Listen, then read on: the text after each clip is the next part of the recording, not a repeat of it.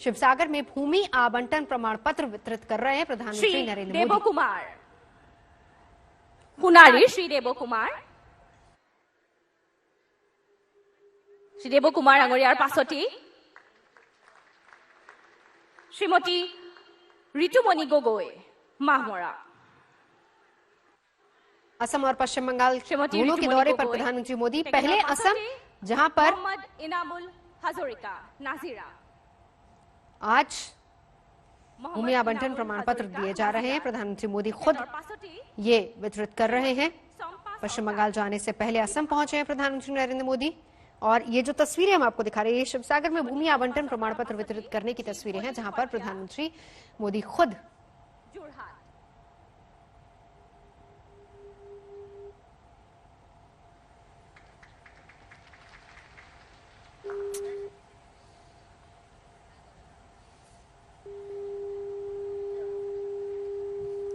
হৰেশ্বৰ চুতীয়া আটাইকেইগৰাকীকে আমি শুভেচ্ছা জনালো আৰু পুনৰবাৰ মাননীয় প্ৰধানমন্ত্ৰী মহোদয়লৈ আমি ধন্যবাদ জ্ঞাপন কৰিছো। दर्शकगण, देश बदल रहा है, तेजी से आगे बढ़ रहा है और सशक्त और समर्थ बन रहा है। नए हौसले, नए सपने और नए संकल्प का हमारे यहाँ एक नया भारत निर्माण हो रहा है और उसका निर्माण किया है माननीय प्रधानमंत्री जी ने, जिनके श्रम, यत्न और साधना से यह संभव हो रहा है। हम निवेदन करते हैं हमारे राष्ट्र नायक भारत के माननीय प्रधानमंत्री श्री नरेंद्र मोदी जी से कि वे इस सभा को संबोधित करें। तालियों की जोरदार गूंज के साथ भारत के माननीय प्रधानमंत्री श्री नरेंद्र मोदी जी।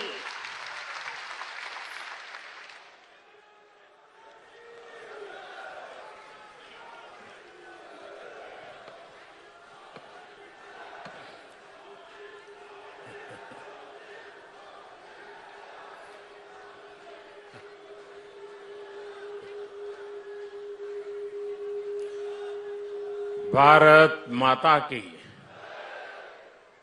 भारत माता की, भारत माता की। असम के लोकप्रिय मुख्यमंत्री श्री सर्बानंद सोनोवाल जी, केंद्रीय मंत्रिपरिषद के मेरे सहयोगी श्री रामेश्वर तेली जी, असम सरकार में मंत्री डॉक्टर हेमंता बिस्वा शर्मा जी, भाई अतुल बोरा जी, श्री केशव महंत जी, श्री संजय किशन जी, श्री जगन मोहन जी, हाउसफेड के चेयरमैन श्री रजनीश कुमार दास जी, अन्य सभी सांसदगण, विधायकगण और असम के मेरे प्यारे भाई और बहनों,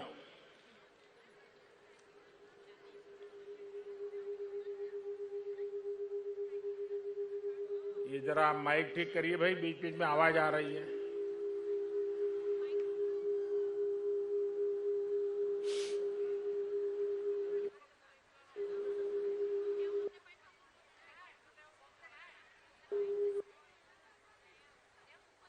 মই अखोम बाखिक इंग्राजी नबबरखा अरु बुघाली बिहोर अंतरिक्ष शुभेच्छा जोने से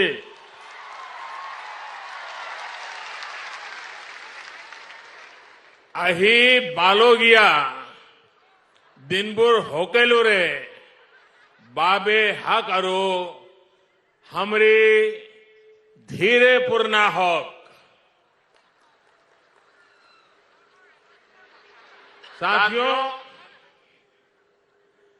असम के लोगों का ये आशीर्वाद, आपकी ये आत्मीयता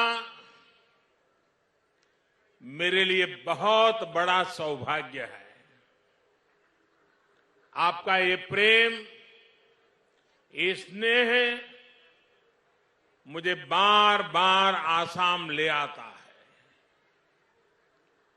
बीते वर्षों में अनेकों बार मुझे असम के अलग अलग हिस्सों में आने का, असम के भाई बहनों से बातचीत करने और विकास के कामों से जुड़ने का अवसर मिला है।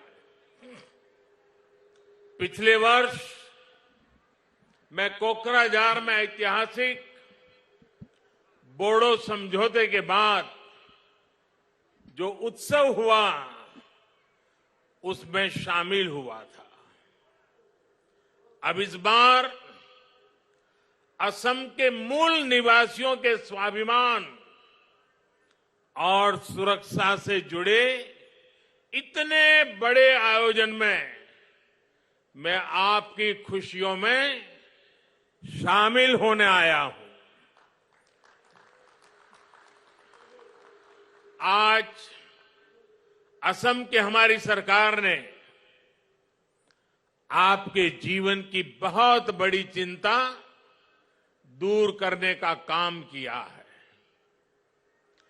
1 लाख से ज्यादा मूल निवासी परिवारों को भूमि के स्वामित्व का अधिकार मिलने से आपके जीवन की एक बहुत बड़ी चिंता अब दूर हो गई है। भाइयों और बहनों, आज के दिन स्वाभिमान, स्वाधीनता और सुरक्षा के तीनों प्रतीकों का भी एक प्रकार से समागम हो रहा है। पहला, आज असम की मिट्टी से प्यार करने वाले मूल निवासियों के अपनी जमीन से जुड़ाव को कानूनी संरक्षण दिया गया। दूसरा, ये काम ऐतिहासिक शिवसागर में जयरंगा पठार की धरती पर हो रहा है। ये भूमि असम के भविष्य के लिए सर्वोच्च त्याग करने वाली महासती जयमती की बलिदान भूमि है। मैं उनके अदम्य साहस को और इस भूमि को आदरपूर्वक नमन करता हूं। शिव सागर के इसी महत्व को देखते हुए इसे देश की 5 सबसे आइकॉनिक आर्कियोलॉजिकल साइट्स में शामिल करने के लिए सरकार जरूरी कदम उठा रही है। भाइयों और बहनों, आज ही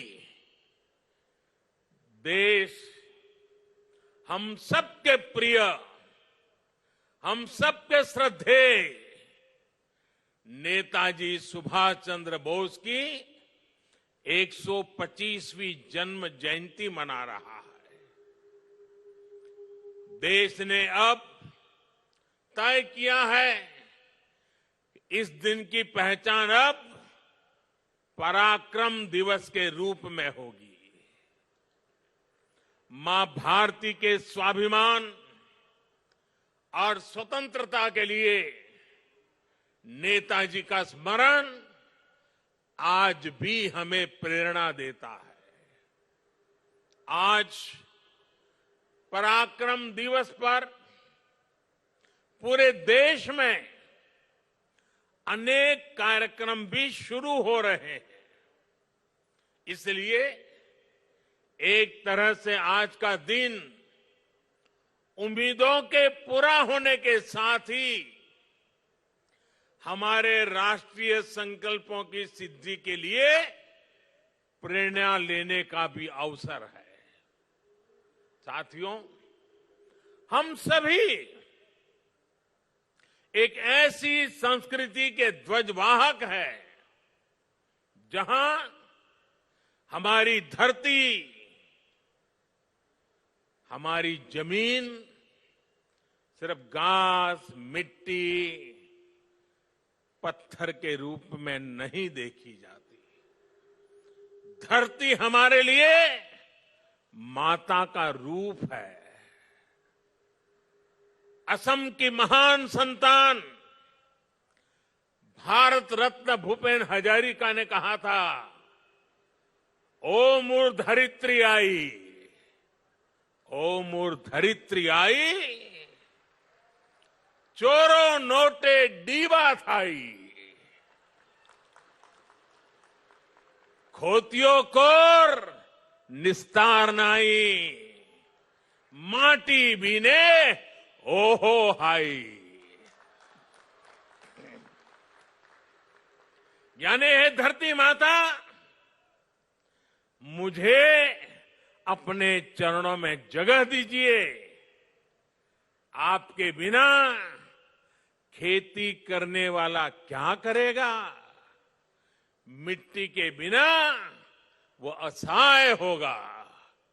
साथियों, ये दुखद है कि आजादी के इतने वर्षों बाद भी असम में लाखों ऐसे परिवार रहे जिन्हें किसी न किसी वजह से अपनी जमीन पर कानूनी अधिकार नहीं मिल पाया। इस वजह से विशेष तौर पर आदिवासी क्षेत्रों की एक बहुत बड़ी आबादी भूमिहीन रह गई। उनकी आजीविका पर लगातार संकट बना रहा। असम में जब हमारी सरकार बनी तो उस समय भी यहां करीब करीब 6 लाख मूल निवासी परिवार ऐसे थे जिनके पास जमीन के कानूनी कागज नहीं थे। पहले की सरकारों में आपकी ये चिंता उनकी प्राथमिकता में ही नहीं थी, लेकिन सर्बानंद सोनोवाल जी, उनके नेतृत्व में यहां की सरकार ने आपकी इस चिंता को दूर करने के लिए गंभीरता के साथ काम किया। आज असम के मूल निवासियों की भाषा और संस्कृति के संरक्षण के साथ साथ भूमि से जुड़े उनके अधिकारों को सुरक्षित करने पर भी विशेष जोर दिया जा रहा है।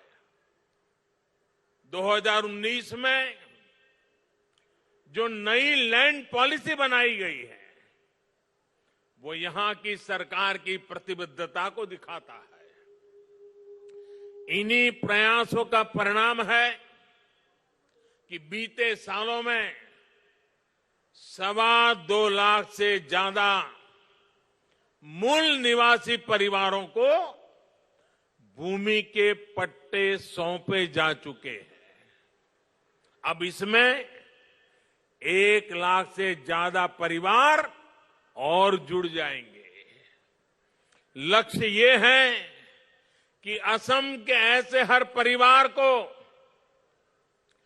जमीन पर कानूनी हक जल्द से जल्द मिल सके।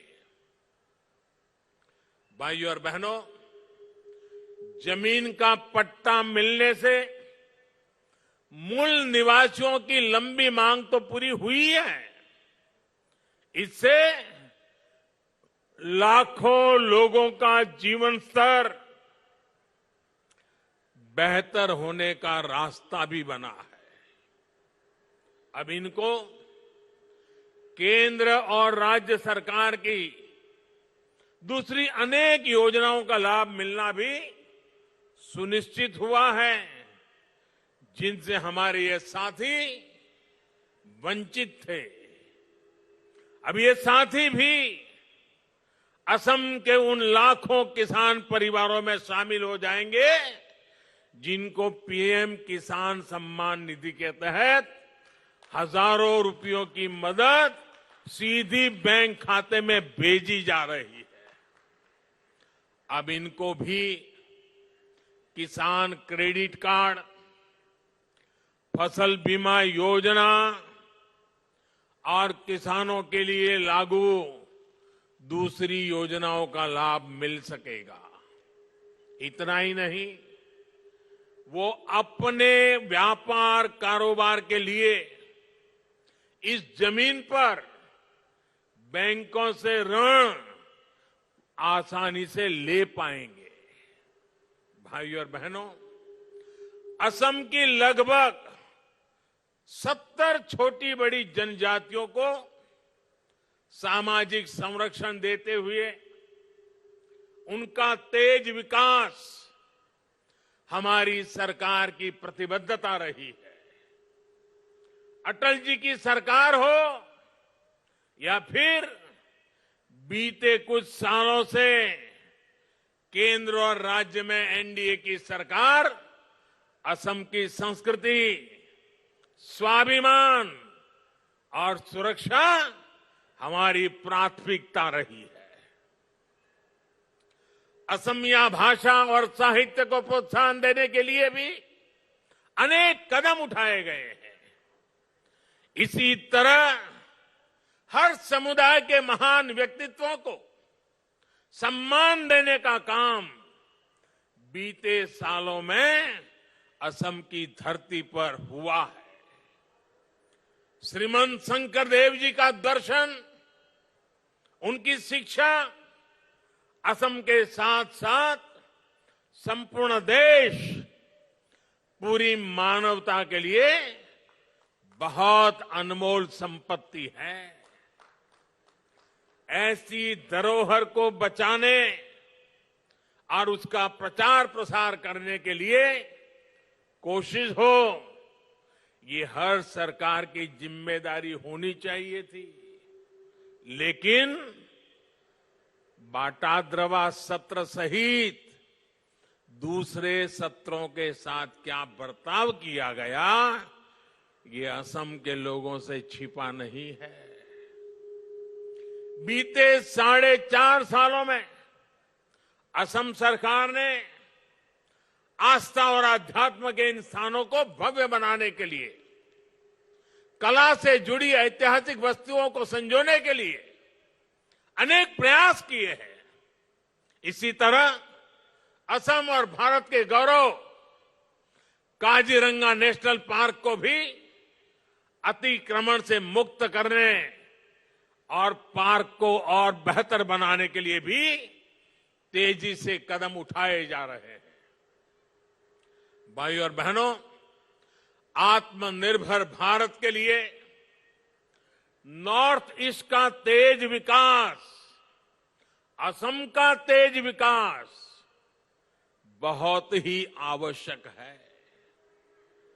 आत्मनिर्भर असम का रास्ता असम के लोगों के आत्मविश्वास से होकर गुजरता है, और आत्मविश्वास तभी बढ़ता है जब घर परिवार में भी सुविधाएं मिलती है और राज्य के अंदर इंफ्रास्ट्रक्चर भी सुधरता है।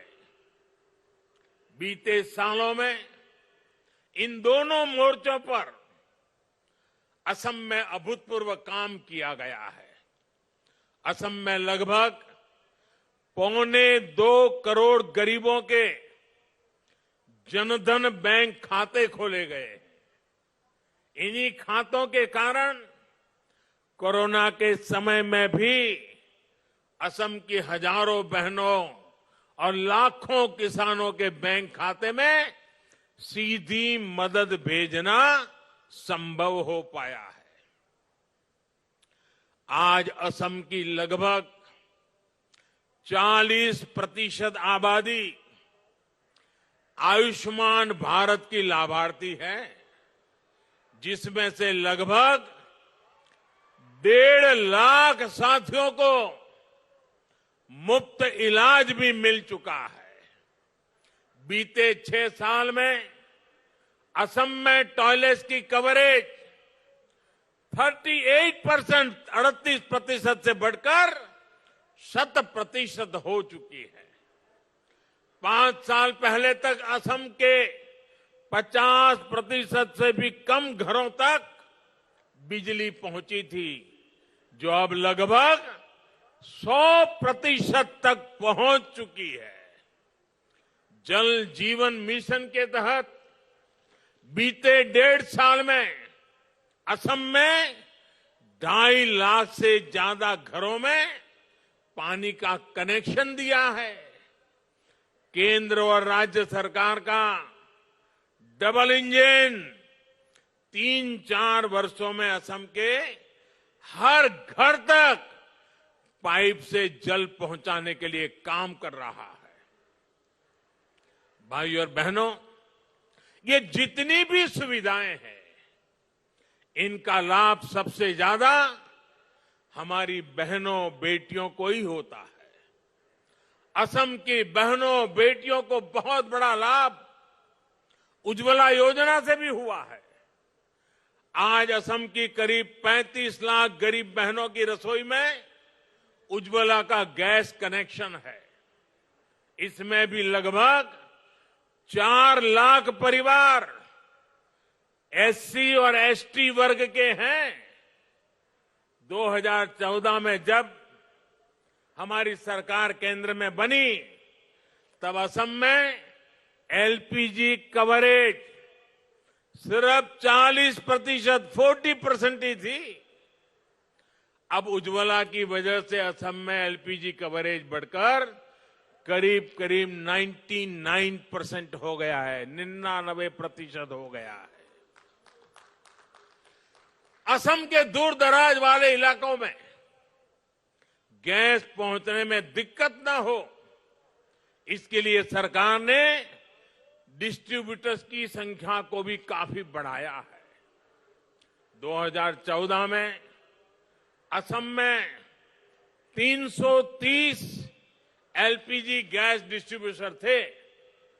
अब आज इनकी संख्या 575 से भी ज्यादा हो गई है। हमने देखा है कि कैसे उज्ज्वला ने कोरोना के समय में भी लोगों की मदद की है।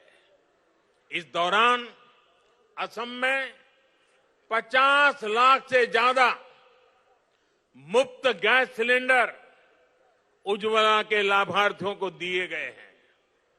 यानी उज्ज्वला योजना से असम की बहनों का जीवन भी आसान हुआ है और इसके लिए जो सैकड़ों नए डिस्ट्रीब्यूशन सेंटर बने हैं, उससे अनेक युवाओं को रोजगार भी मिल रहा है।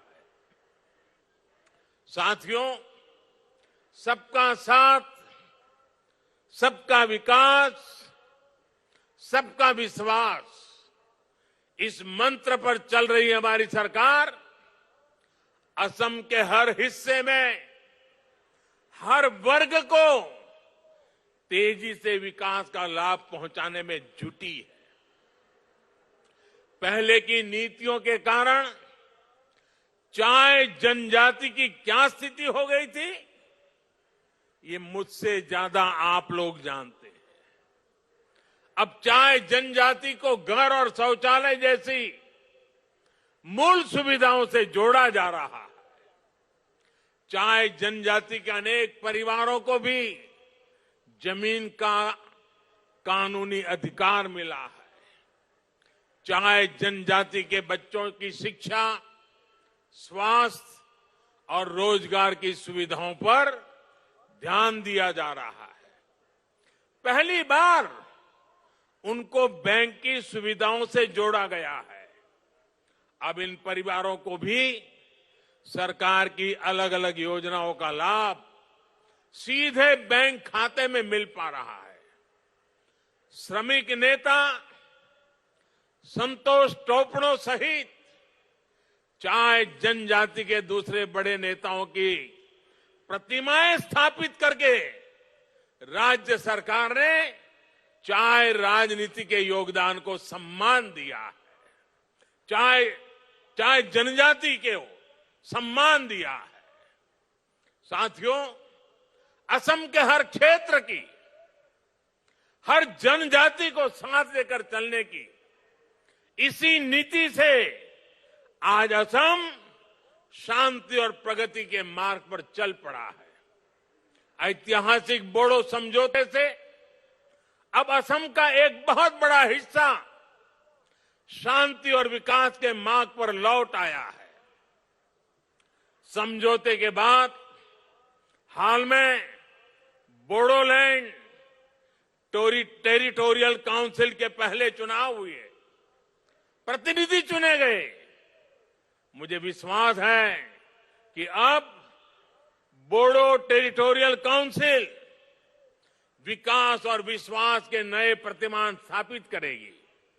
भाइयों और बहनों, आज हमारी सरकार असम की जरूरतों की पहचान करके हर जरूरी प्रोजेक्ट पर तेजी से काम कर रही है। बीते 6 सालों से असम सहित पूरे नॉर्थ ईस्ट की कनेक्टिविटी और दूसरे इंफ्रास्ट्रक्चर का अभूतपूर्व विस्तार भी हो रहा है, आधुनिक भी हो रहा है।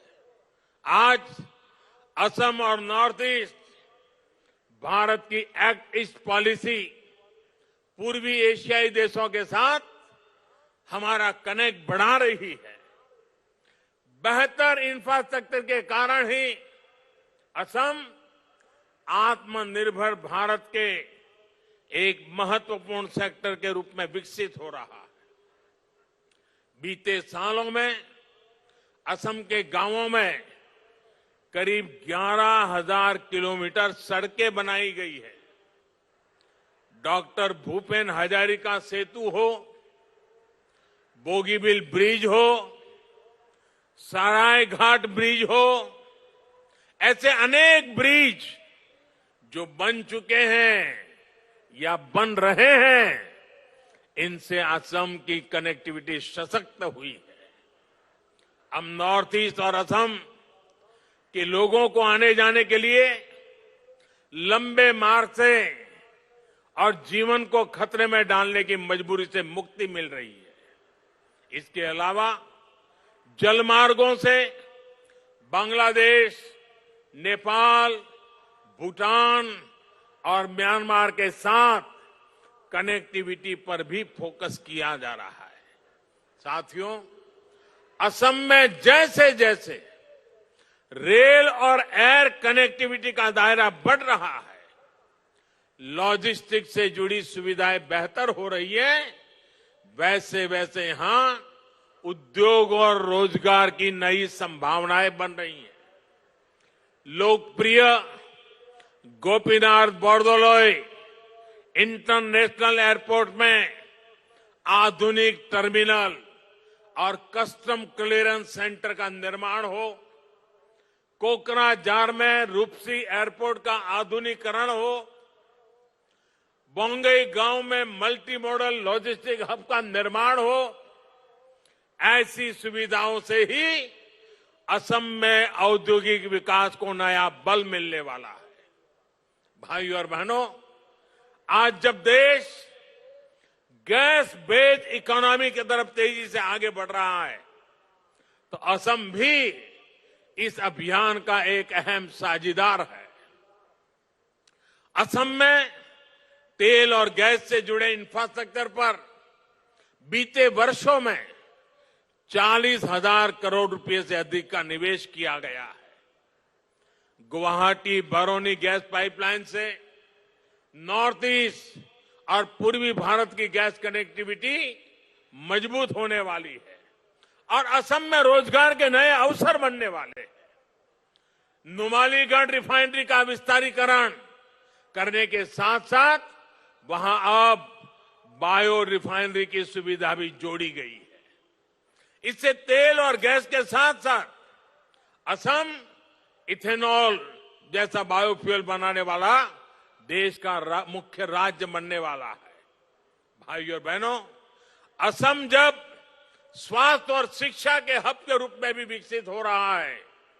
एम्स और इंडियन एग्रीकल्चर रिसर्च इंस्टीट्यूट जैसे संस्थान बनने से असम के युवाओं को आधुनिक शिक्षा के नए अवसर मिलने वाले।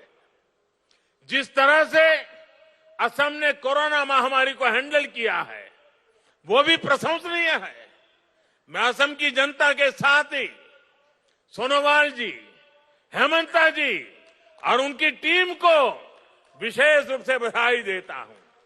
मुझे विश्वास है कि असम अब टीकाकरण के अभियान को भी सफलता के साथ आगे बढ़ाएगा।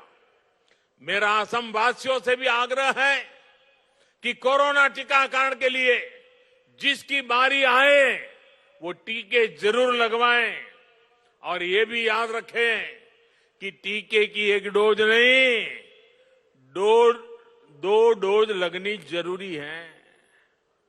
साथियों, पूरी दुनिया में भारत में बने टीके की डिमांड हो रही है।